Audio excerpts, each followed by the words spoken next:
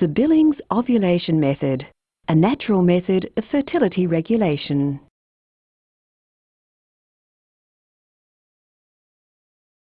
A natural way to achieve pregnancy, postpone or avoid pregnancy, and to monitor reproductive health. This method is easy to learn, it's simple to use, involves no drugs or devices, and therefore there are no side effects. It's a reliable method, and it's morally acceptable to all cultures. When we talk about fertility, we're talking about fertility of the male and of the female. Male fertility begins at puberty with the start of sperm production and continues throughout life. Female fertility also begins at puberty but is cyclic, with the woman being potentially fertile for a few days to about a week each cycle, and her fertility declines to finish at menopause. Male fertility plus female fertility equals couple fertility, the ability to have a baby. It is because the woman's fertility is variable that she needs to be able to understand and identify confidently the different phases of her cycle. Firstly, she needs to understand the function of her reproductive organs. Women are born with 2 ovaries, which contain millions of immature ova or eggs. During each cycle from menarche to menopause, 1 or more eggs will mature and develop and be released at ovulation. The ovaries produce the hormones estrogen and progesterone, which control other aspects of the woman's fertility. The fallopian tubes lead from the ovaries to the uterus. It is through these tubes that the sperm have to travel to reach and fertilize the ovum or egg if conception is to occur. Then the fertilized ovum, the embryo, must travel back along the tube to the uterus, where it will implant and the baby will grow.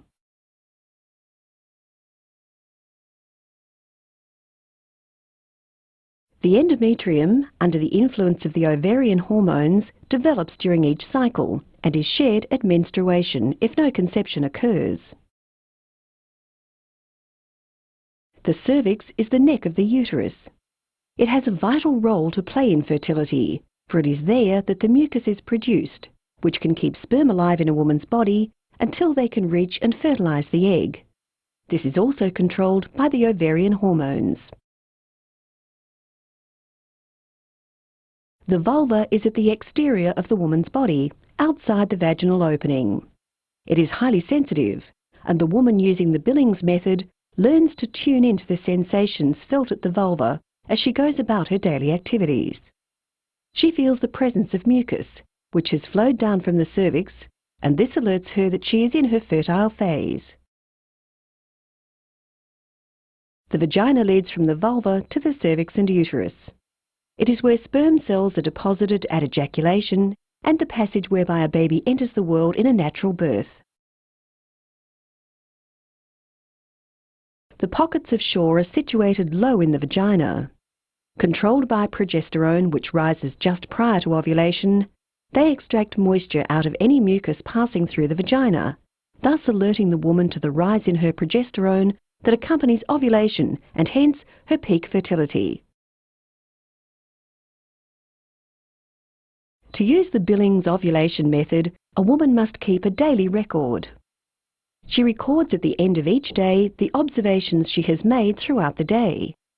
These observations are of her sensations experienced at the vulva and any discharge she may have seen as she goes about her normal activities. She does not need to touch the vulva or the mucus or make any internal examination to make these observations, as this will lead to confusion.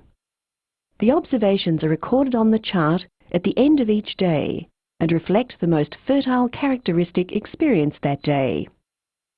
She uses her own words to describe what she feels and any discharge seen. There are 2 systems of charting that can be applied: coloured stamps or a system of symbols. These are added to the chart to give a visual representation of the pattern observed. The cycle begins with menstruation as the endometrium is shed. The woman is familiar with the feeling of wetness caused by blood as it arrives at the vulva. It is the awareness of this vulval sensation that is the basis of the Billings Ovulation Method. She records the sensation of wetness on her chart and applies a red stamp or the symbol of a large dot. As menstruation diminishes, she may recognize a change in the sensation to stickiness or dryness. In most cycles following menstruation, a dense plug will form in the cervix. The woman will notice an absence of mucus. This plug is impenetrable to sperm and also protects the reproductive system against infection. The sperm cells die off quickly. The couple is infertile. The ovaries are inactive. There is no mucus flowing from the cervix, so the vulva feels dry. This phase of the cycle is called the basic infertile pattern, which is an unchanging pattern. If the woman feels dry and sees no discharge, it is recorded with a green stamp or the symbol of a vertical stroke. Another woman may experience an unchanging pattern of discharge which stays the same day after day and cycle after cycle. This is her basic infertile pattern. In cycles of average length, it is caused by small fragments breaking off the lower part of the plug, resulting in this slight discharge. At this time, the couple is infertile. In the first cycle of charting, this discharge is recorded with a baby stamp or the symbol of a circle. In subsequent cycles, when the pattern is seen to be unchanging from cycle to cycle, it is recorded with a yellow stamp or an equals sign. 3 cycles are recorded to ensure the woman can identify the first point of change in sensation and/or the appearance of the discharge. As for the woman who is dry, there is no entry of sperm during this basic infertile pattern. The basic infertile pattern for a woman with an average length cycle will be either dry or an unchanging discharge. The fertile phase of the cycle begins when the ovaries start to produce estrogen as the egg develops. Estrogen now stimulates the cervix, causing it to produce a particular type of mucus, which dislodges the dense plug. The woman notices a change in her observations. Sperm can now enter the cervix. The couple is potentially fertile. Sensation is recorded with a baby stamp or circle.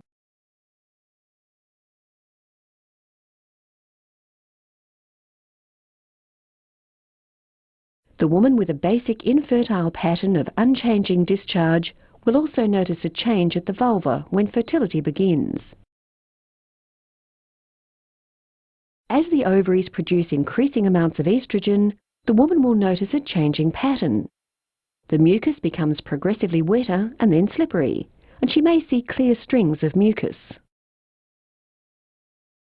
The maximum amount of mucus may diminish, but the slippery sensation may continue for a day or two. The last day of the slippery sensation is called the peak day.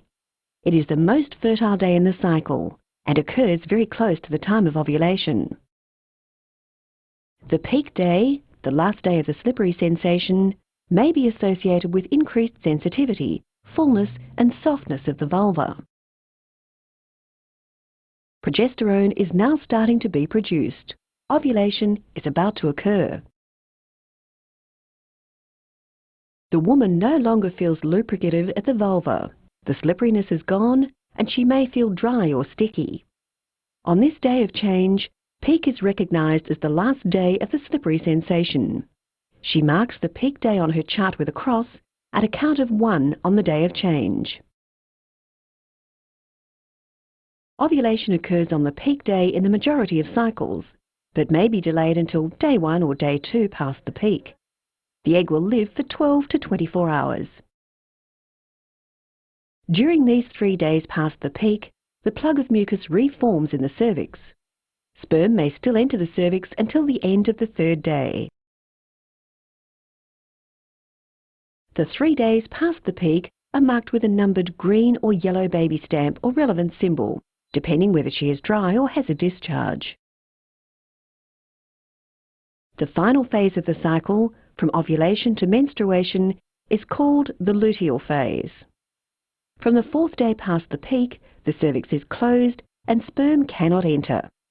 Unless conception occurred, the egg is already dead. Fertility is over for this cycle. The remainder of the cycle is charted with plain green or yellow stamps or the relevant symbols, depending whether the woman is dry or has a discharge. The cycle ends with menstruation. In a fertile cycle, menstruation occurs 11 to 16 days after ovulation. The plug has once more left the cervix to allow for the flow of blood. The woman now starts a new line on her chart to show the beginning of a new cycle.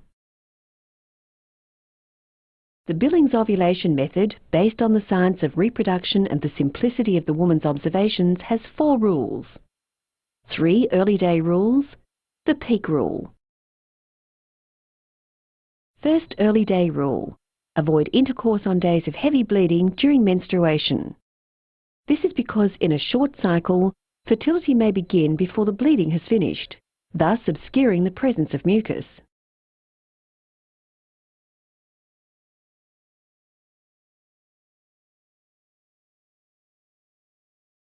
Second early day rule.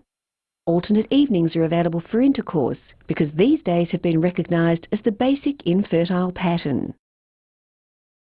The couple should wait until evening so that the woman is up and active long enough for the mucus to flow down to where she can feel it at the vulva. If the couple has intercourse in the evening, the woman will feel damp and see seminal fluid the next day. She should not assume that there is no mucus present. The couple waits for a day so that the basic infertile pattern can be confirmed before intercourse is again available in the evening.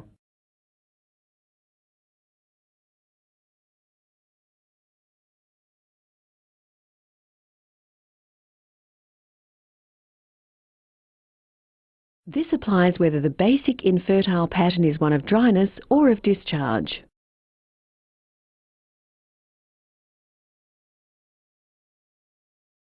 Third early day rule. Avoid intercourse on days of discharge or bleeding, which interrupts the basic infertile pattern. Allow 3 days of basic infertile pattern afterwards, before intercourse is resumed on the 4th evening using the second early day rule. Early day rule 3 is used in every cycle when the change from the basic infertile pattern occurs. If the change proceeds to a peak, the peak rule will be applied.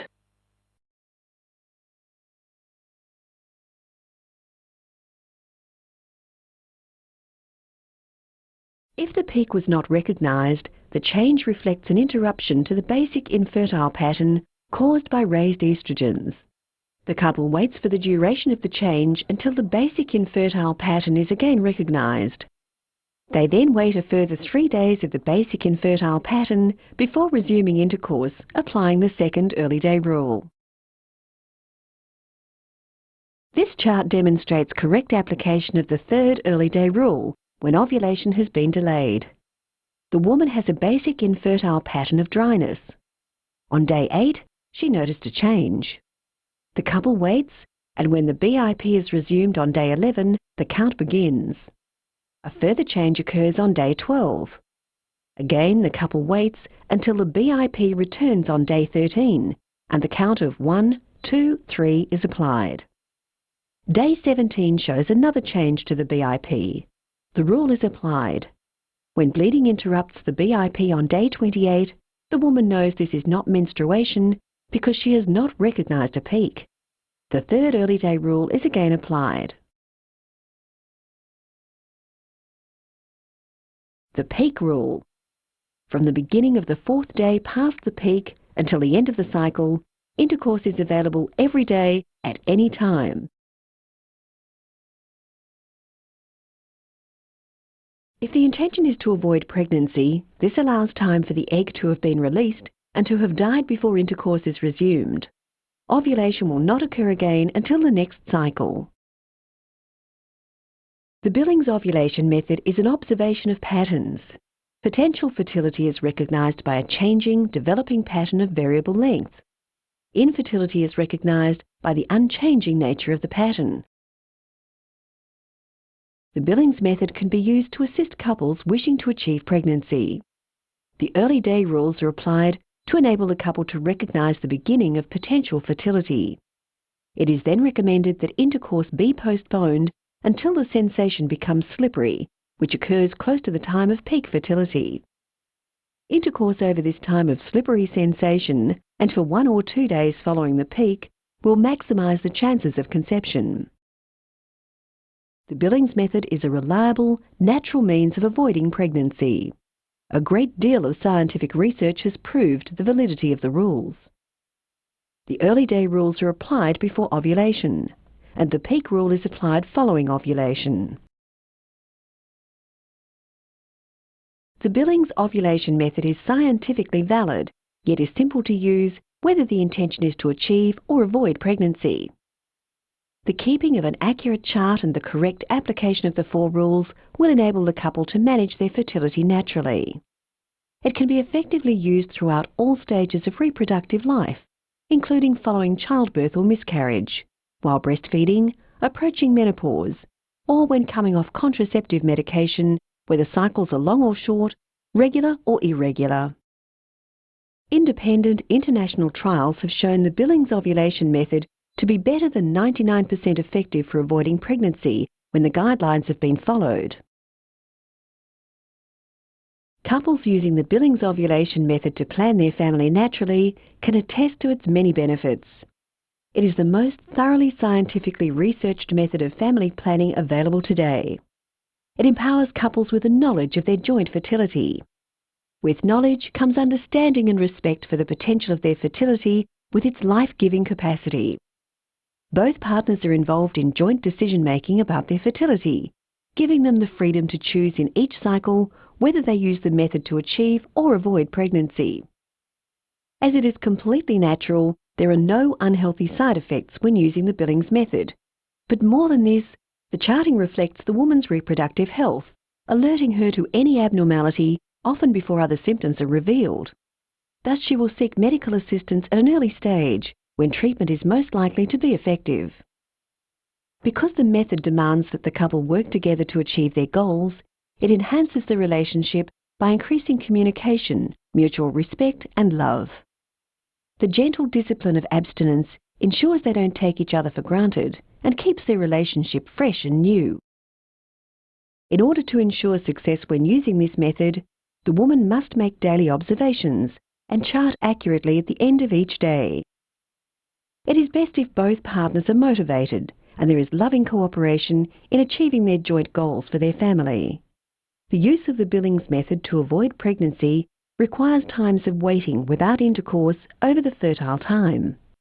The Billings method is incompatible with the practice of withdrawal or the use of barrier methods of contraception such as condoms.